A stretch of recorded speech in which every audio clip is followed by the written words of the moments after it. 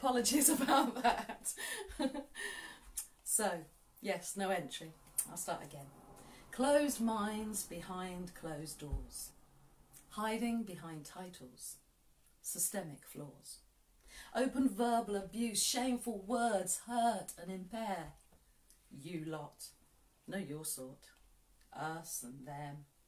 Indignant and aware. Closed ears, turn a blind eye, silver spoon-handed key.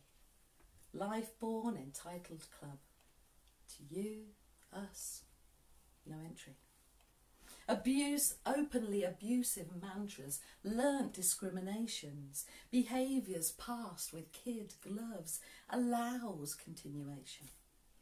Closed schooling, contemptuous life games, derogatory deceit, pathetic insulting excuses, horrific injustice on repeat.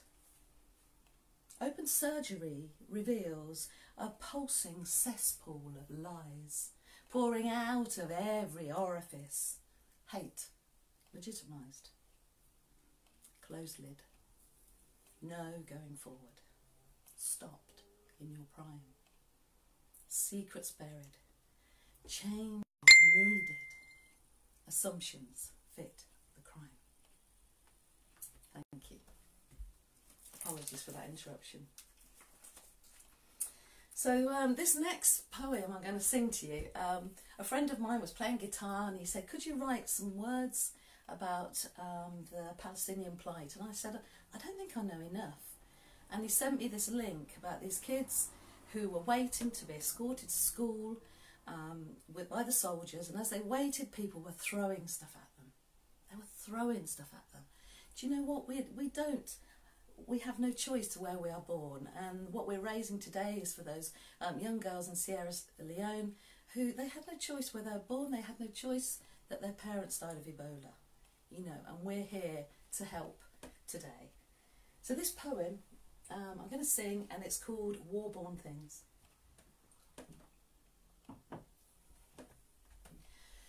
Raindrops, bare toesies and scrawny street kittens, tarnished old kettles, frightened nails bitten, politics, packages tied up with strings, innocent children born into these things. Girls wear their worn-torn, hand-sewn, old-patched dresses, skip, try ignoring the daily duresses. Hungry and cold, they survive into spring. Try to remember the past favourite things, like warm comfort cuddles, grand secret past dishes, safe, sit together, traditions delicious, laughter, old stories, together they sing.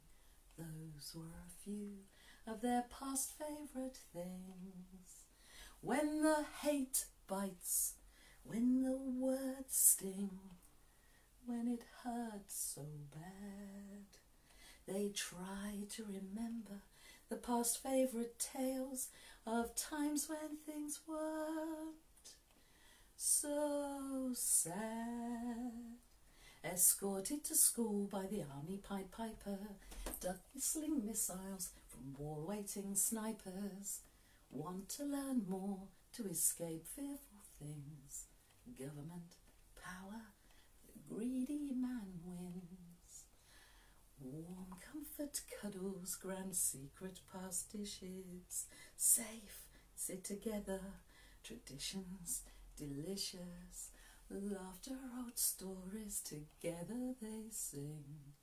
Those were a few of their past favourite things. When the bullet bites, when the wound stings, when it hurts so bad, they cannot remember the past favourite tales of times when things weren't so sad. War-Born Things.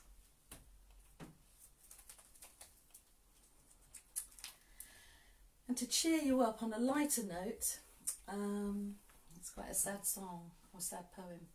This next poem is going on to the Punk for the Homeless CD. And Gary loved this poem.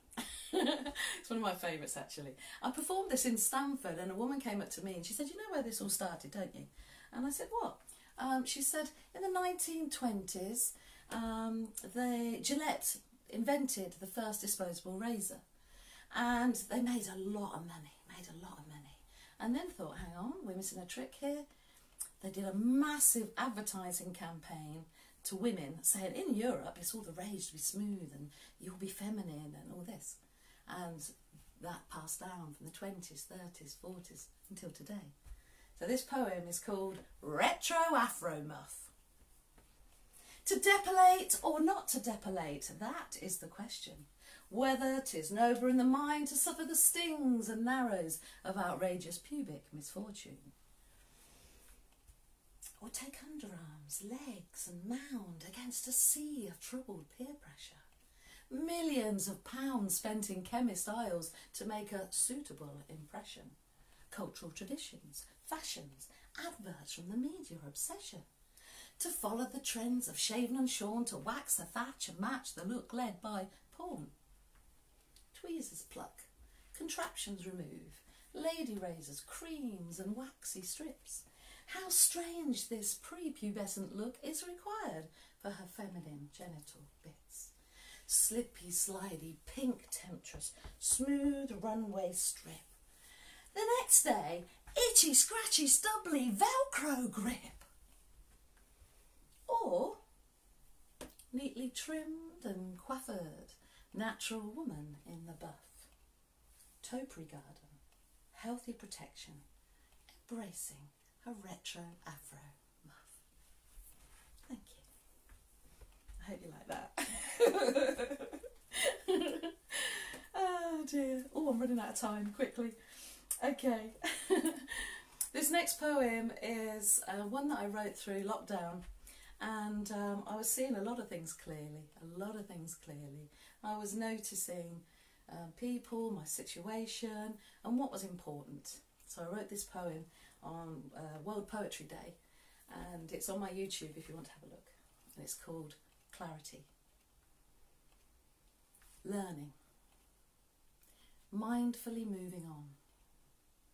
Step forward on my path of clarity. Firmly pull the door behind me. Clear out to enable love and life in. Make room for affirming people to climb into my heart, mind and time. Thank you. And I think I've run out of time. Unless I have time for this tiny 30-second poem. Let's go for it. Okay, so I want to say, please be kind to yourself. Please be kind to those young girls in Sierra Leone today, whatever you can afford. But do the best you can do for yourself as well. It starts with looking after you in the morning and being kind to yourself. So this poem I wrote at a difficult time. My ex-husband married my ex-best friend. A family friend had passed and I'd split up with my boyfriend, and I wasn't in a good place. So my friend said to me, go to my house by the sea and have some time. So this poem is called Me Time, and I'm going to finish. I'm Kezzabelle Ambler, thank you for having me. And if you want to close your eyes, please do. Recoup. Rebuild. Time to be. Peace. Self-love is the key. Listen to that inner voice. Honestly. Rest, process, heal prayerfully. Re-energize. Breathe in me. Strength from solace by the sea. Thank you for having me. I'm Kezzabelle Ambler, and enjoy the rest of all the wonderful women who are performing. Thank you.